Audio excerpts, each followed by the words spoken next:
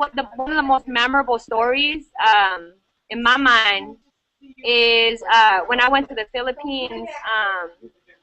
When I went to the Philippines, and I came across some young intellectuals.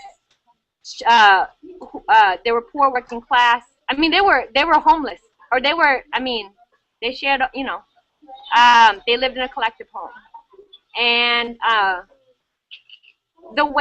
what I found, they started asking me questions about my own history, about Vietnamese history, and about our political leaders like Ho Chi Minh, and then the different I think historical activities or historical victories, right?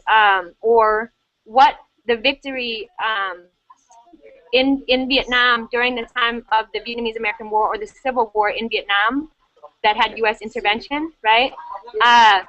Like, they were telling me all this history of my own history, and they're asking me these questions that I could, these sophisticated questions that I couldn't answer. These were like 13 to 16-year-olds, right? And they have a very sophisticated analysis as a result of their training within the movements that are happening in the Philippines. And so when they were asking me about our movements in Vietnam and about our own history, I could not answer him. I felt so embarrassed and stupid, right? That I could not answer them, and that got me to reflect, right? What am I doing with my people, right? How am I fighting for the self-determination of my people? What kind of barriers do I need to remove, right? That prevents me from getting with my people, right?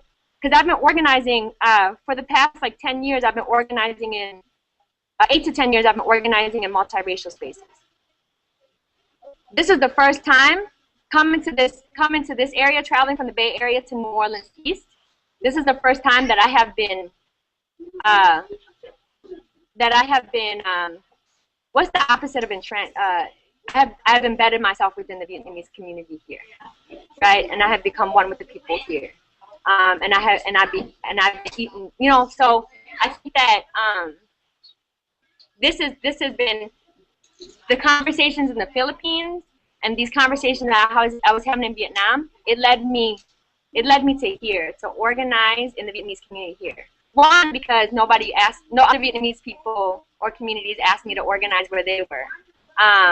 It was the Versailles community that was doing amazing things, and that invited me to come here. And originally I wasn't going to, because there's plenty of leaders here that are the bomb, that could totally take, you know, that could drive the work.